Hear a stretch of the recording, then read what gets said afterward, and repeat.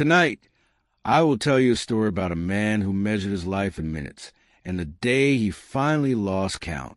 It is a story about routine, order, and the beautiful surprise of getting lost. So, take a deep breath, relax your shoulders, and let us step into a world that runs like a perfect machine. But be careful, because on this morning, something in the air was not quite normal. In the center of a busy gray city, there lived a man named Arthur. Arthur was not a bad man, but he was a very specific kind of man. He loved order. He loved rules. And most of all, he loved a schedule. For Arthur, time was not just a concept. It was a wall that protected him from chaos. His alarm clock did not ring at around 6 o'clock. It rang at exactly 6 a.m., not a second later. Every morning, his feet touched the cold floor at 6:01. The coffee machine started at 6:05. By 6:15, he was sitting at a small kitchen table, wearing a perfectly ironed white shirt, eating exactly 2 pieces of toast. He believed that if he controlled his schedule, he controlled his happiness. He often said to himself, "A distinct plan prevents a distinct failure." On this particular Tuesday in October, the city looked the same as always. The sky was a pale, cloudy white. The sound of traffic hummed through the window like a low song. Arthur drank his coffee and checked his watch. He felt satisfied. He felt safe. But Arthur did not know that the universe had a different plan for him today. He did not know that a very small, invisible change was coming, a change that would break his perfect machine into pieces. He stood up, rinsed his cup, and walked toward the door, completely unaware that he would never look at his watch the same way again. Arthur stepped out of his apartment and locked the door behind him. Click. The sound was sharp and satisfying. He checked his reflection in the small mirror in the hallway. His tie was straight. His hair was neat.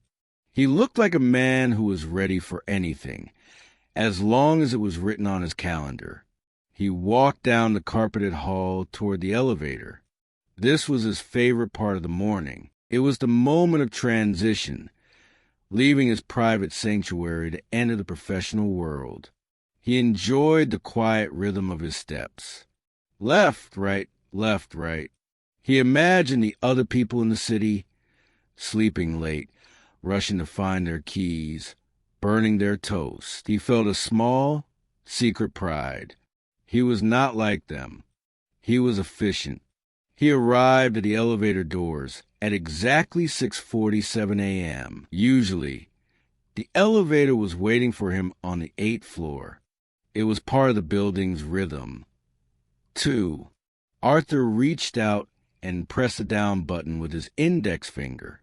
He waited for the familiar soft yellow light to turn on behind the button, but the light did not turn on. Arthur frowned. He pressed it again, harder this time. Click, click. Nothing happened. The button felt dead and cold under his finger. He listened for the hum of the machine moving inside the walls, but the shaft was silent. A strange feeling moved through his stomach.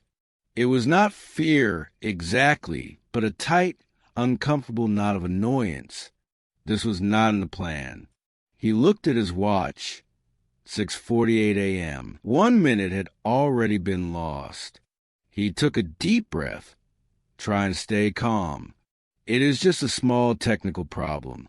He whispered to himself, "I can take the stairs." He turned toward the stairwell door. He told himself that the exercise would be good for him. He tried to reclaim his feeling of control. But as he reached the heavy metal handle of the stairwell door, he noticed a sign taped to the glass. It was handwritten in messy red ink. Arthur stopped. He did not know it yet, but this quiet discomfort was about to become something much heavier. The sign on the door said, "Stairwell Maintenance. Use with caution. Arthur did not have time for caution. He pushed the heavy door open and began to run down the concrete stairs. Tap, tap, tap, tap. The sound echoed loudly in the narrow space. His heart began to beat faster, not just from the exercise, but from the rising panic in his chest. By the time he reached the ground floor, he was sweating. Arthur hated sweating. It felt messy and uncontrolled. He burst out of the building and ran toward the train station. He checked his watch, 6:58 a.m. If he ran, he could still catch the 7 o'clock express train. He could still save his schedule. He ran past the bakery without smelling the bread. He ran past the newspaper seller without saying hello. He focused only on the station entrance ahead. He swiped his ticket card. The gate opened, and he sprinted down to the platform, but he was 10 seconds too late. He arrived just in time to see the silver doors of the train slide shut. "Wait!" he shouted, reaching out his hand. The people inside the train looked at him with blank faces. The train hissed and began to move, pulling away from the platform, leaving Arthur standing alone in the empty station. He felt a wave of frustration wash over him. The next train would not come for 20 minutes. 20 minutes. To Arthur, this was an eternity. If he waited, he would be late for his morning meeting.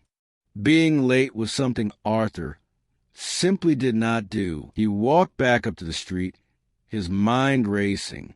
He needed a solution. He needed to fix this. Then he saw it. A large blue bus was pulling up to the curb nearby. The electronic sign on the front said, City Center, Express. Arthur hesitated. He never took the bus. The bus was unpredictable. It was affected by traffic and weather. But the sign said Express. It looked fast. It looked like a chance to regain his lost time. I can take a shortcut, he thought. If I take this bus, I might even arrive early. It was a risky choice, but his fear of being late was stronger than his logic. He stepped onto the bus, paid the fare, and found a seat near the window. As the engine roared to life, Arthur let out a long sigh of relief. He thought he had solved the problem.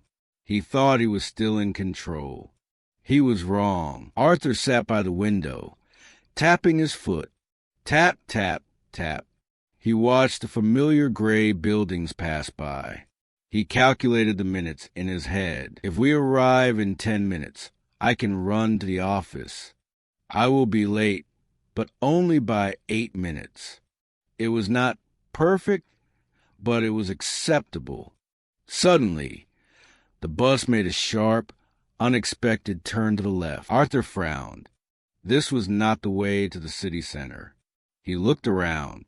The other passengers, an old woman with a basket of flowers, 2 teenagers laughing loudly, did not look worried. But Arthur was very worried. He stood up and looked toward the driver. "Excuse me," he called out. "Where are we going?" The driver did not look back. He simply pointed to a large orange sign on the side of the road that flashed past the window. Road closed due to construction. Detour. Arthur sank back into his seat. A detour. This was a disaster. The bus drove away from the wide, clean avenues and entered a part of the city Arthur had never seen. The streets became narrower. The tall glass skyscrapers disappeared, replaced by old brick buildings with colorful laundry hanging from the balconies. The bus moved slower and slower, stuck in a river of cars and bicycles. Finally, the bus stopped. "Last stop," the driver shouted. "End of the line." "End of the line?" Arthur gasped. "But this is not the city center. Roads are blocked ahead." "Buddy," the driver said. "Everyone off." Arthur stumbled off the bus onto the sidewalk. The air here smelled different. thick with the scent of fried spices, strong coffee, and exhaust fumes. It was loud. People were shouting, selling fruit from wooden carts, and playing music. It was chaotic. It was messy. It was everything Arthur hated. He reached into his pocket for his phone. I need a map, he thought desperately. I need to call a taxi. He pulled out his phone and pressed the screen. A black screen stared back at him. A small red battery icon flashed once, and then darkness. He had forgotten to charge it the night before. Arthur stood frozen on the corner. The bus closed its doors and drove away, disappearing into the crowd. He had no map. He had no time. He had no way to contact his office. He looked at the street signs, but the names were strange and unfamiliar. He looked up at the sky. The gray clouds were breaking, and the sun was climbing higher. By the time the sun went down, nothing in his life would be the same. Arthur began to walk. He did not know where he was going, but he knew he had to keep moving. He raised his hand to signal a taxi, but the yellow car zoomed past him, full of passengers. One driver slowed down, looked at Arthur's frantic waving, and simply shook his head before driving away. The city, which usually felt organized and polite to Arthur, now felt like a jungle. The sun climbed higher in the sky, and the air became heavy and humid. Arthur's expensive leather shoes, designed for carpeted offices, were not made for walking on cracked, uneven pavement. His feet began to ache. His shirt stuck to his back. He loosened his tie and unbuttoned his collar. The perfect image of the efficient businessman was slowly melting away in the heat. "This is impossible," he muttered. "I am wasting so much time." He walked for what felt like hours. He passed shops selling bright fabrics and spices. He passed a bakery where the smell of fresh bread was so strong it made his stomach growl. He realized he had missed his morning toast. Eventually, Arthur was forced to stop. He leaned against a brick wall, breathing heavily. He was thirsty, tired, and completely defeated. For the first time all day, he stopped looking for a way out and simply looked at the world around him. Across the street, an old man was sitting on a plastic chair, slowly peeling an orange. He was not rushing. He was not checking a watch. He was just peeling the fruit, smiling at a cat that was sleeping in the shade nearby. Arthur felt a strange confusion. How could they be so calm? Didn't they know that time was money? Didn't they know that minutes were being lost? He pushed himself off the wall. "I must find a station," he told himself, though his voice was weaker now. "I must get back to the plan." He forced his tired legs to move again. He turned the corner, hoping to finally see a familiar blue train sign. But he did not see a station. Instead, he saw something that made him stop completely. He did not see a train station. He saw a small, green park in the middle of the chaotic streets. And in the center of the park, under a large oak tree, a crowd of people was standing perfectly still. They were watching a woman. She was young, with wild, curly hair, and she was playing the violin. She did not have a music stand. She did not have a clock.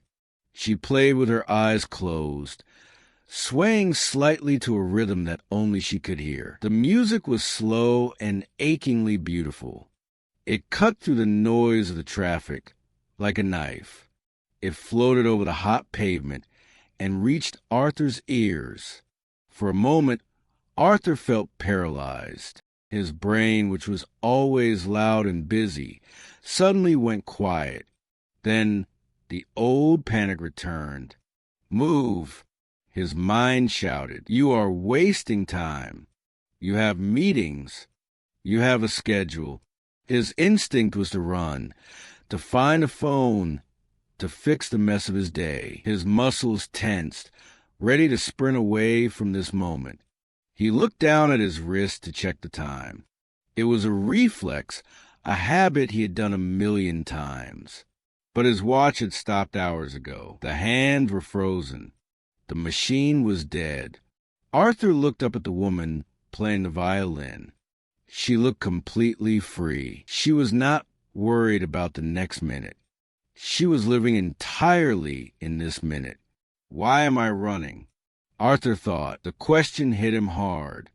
I have been running for 10 years. But where am I actually going? He felt a sudden, deep exhaustion. It was not just his legs that were tired. It was his soul. The fight went out of him. He let out a long, shaky breath. Slowly, Arthur walked over to a wooden bench near the tree. He did not ask for directions. He did not look for a taxi. For the first time in his adult life, Arthur simply sat down. He closed his eyes, and he let the music wash over him. Arthur sat on the bench for a long time. He did not know if it was 20 minutes or 2 hours. For the first time, he did not care. When the violinist finally lowered her bow and the music stopped, Arthur opened his eyes. The heavy knot in his stomach was gone. He stood up slowly. The world looked different. The colors of the market were not chaotic anymore. They were vibrant. The noise was not a disturbance. It was just life. He walked back to the main road. Almost immediately, an empty taxi pulled up to the curb, as if it had been waiting for him. Arthur got in. He did not shout hurry at the driver. He simply gave the address of his office and looked out the window. When he finally walked into his office building, the sun was setting. The light on the glass walls was a deep, warm orange. He took the elevator up to the 8th floor.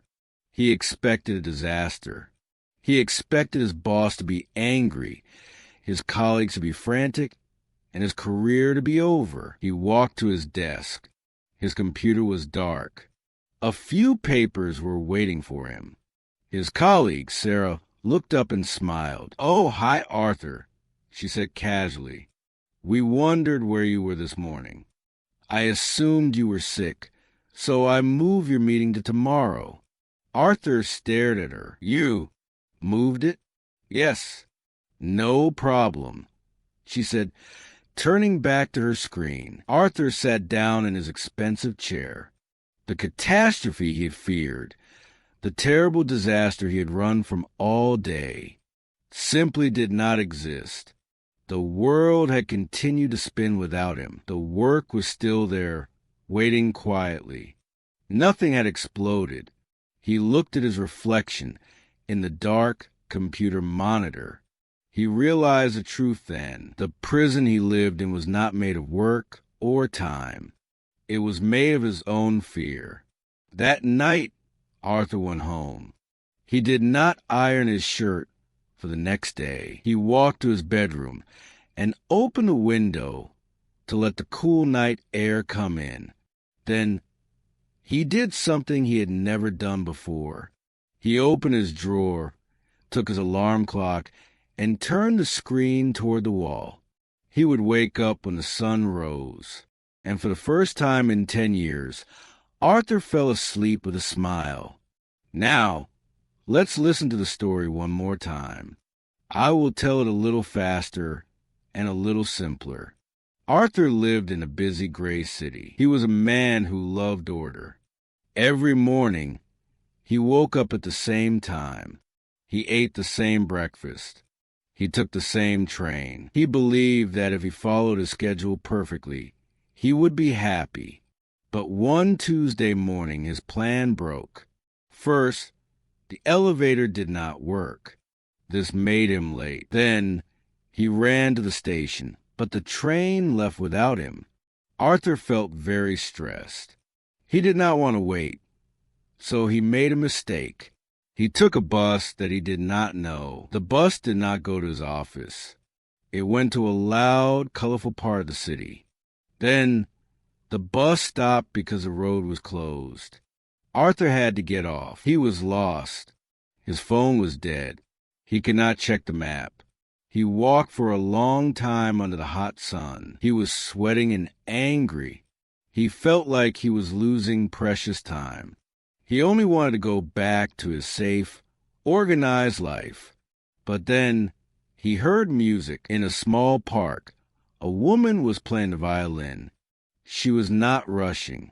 She was calm. Arthur stopped. He looked at his watch, but it was broken. He had a choice. He could keep running or he could sit down. Arthur sat down. He listened to the music. For the first time in 10 years, he stopped rushing. He realized that the world was beautiful when he slowed down. Finally, he went to his office. He was very late, but his boss was not angry. The work was still there. Arthur realized that his fear was unnecessary. He went home and turned his alarm clock to the wall. He learned that a schedule is useful, but it is not everything. My name is Arthur, and for most of my life, I was not really a man. I was a machine. I want to tell you this story from my own heart, so you can understand what it feels like to lose control and then to find yourself. On that Tuesday morning, I woke up with a plan. I always had a plan. To me, a schedule was like a shield. It protected me from the world. When the elevator broke, I did not just feel annoyed. I felt afraid. I thought, if I am late, everything will fall apart. I remember running to the train station. My heart was beating so fast it hurt. When I saw the train doors close in front of my face, I felt a flash of pure anger. I thought the world was punishing me. I made a foolish choice to take that bus because I was desperate. I wanted to force the world to follow my time. When the bus dropped me in the strange market, I was terrified. I was surrounded by noise and heat. I looked at the people laughing and walking slowly, and I judged them. I thought they are lazy. They are wasting their lives. I was so arrogant. I did not realize that I was the one who was lost. But then I heard the violin. I remember that moment perfectly. The music hit me like a wave of cool water. My brain screamed at me, run, find a taxi, go to work. But my heart whispered, stay, just listen. Sitting on that bench was the hardest thing I have ever done. It meant admitting that I was not in control. But as I sat there listening to the woman play, I felt something break inside my chest. It was a heavy chain I had been carrying for 10 years. When I finally went back to the office, I was ready for a fight, but there was no fight. My boss was fine. The work was fine. I realized then that my prison was not real. I had built it myself. Now, I still have an alarm clock, but I do not let it rule my life. I learned that sometimes you have to get lost to find out where you really need to go. And that is the story of Arthur, the man who tried to control time, but found happiness only when he lost it. We all have a little bit of Arthur inside of us. We live in a busy world. We have alarms, calendars, and deadlines. We rush from one place to another, try and be efficient, trying to save every minute. We often think that if we stop moving, we are failing. We think that a good day is a day where everything goes according to the plan. But as Arthur discovered, life does not always follow our plans. Sometimes the elevator breaks.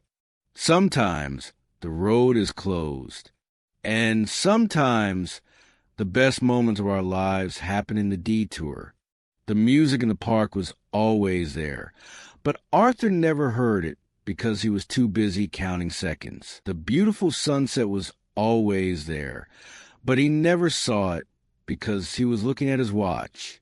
So, here's a small thought for you to carry this week. Don't let your schedule make you forget your life. A routine is a helpful servant, but it is a terrible master. It is okay to be on time, but it is also okay to pause, to breathe, and to listen to music when you find it. I hope this story helped you relax and practice your English today.